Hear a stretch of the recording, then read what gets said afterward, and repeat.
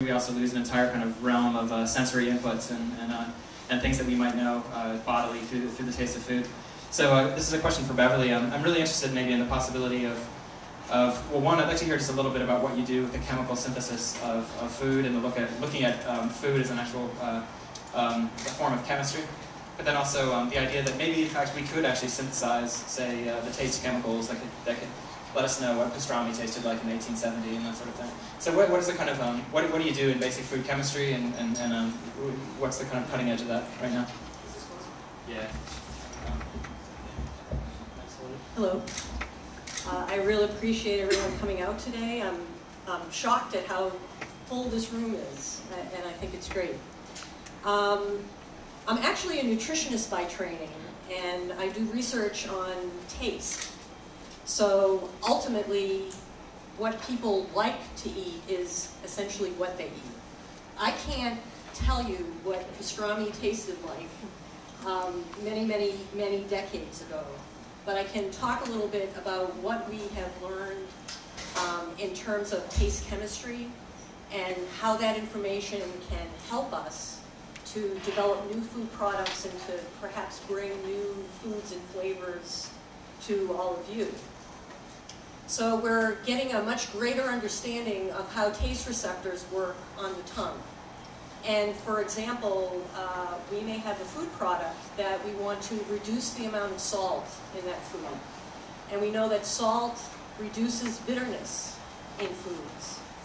And the way we typically reduce bitterness in foods is to put a lot of salt in it to mask that bitterness. And that's the way the food industry has been working for many years.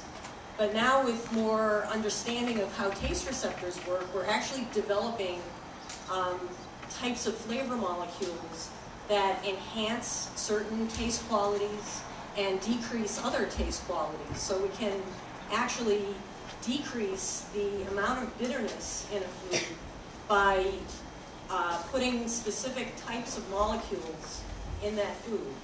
And the bottom line to that is you can reduce the amount of salt in that food by reducing the bitterness by what's happening at the mouth rather than trying to just mask those flavors by just sort of hitting it over the head with large amounts of salt and other things.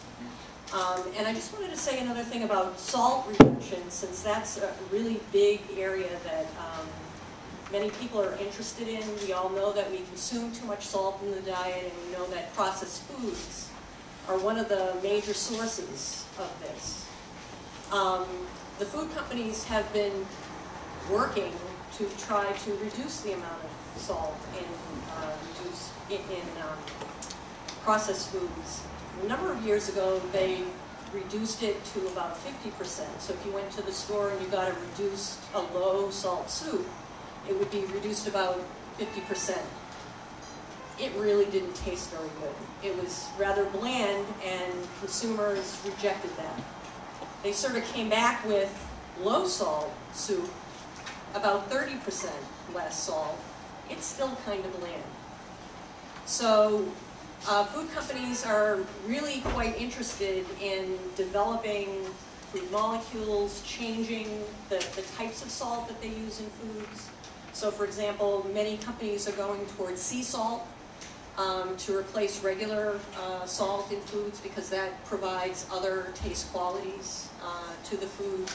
And there's even an idea out there of slowly reducing the amount of sodium in some of these food products with the hope that consumers may not notice. And that will sort of get used to it by small steps.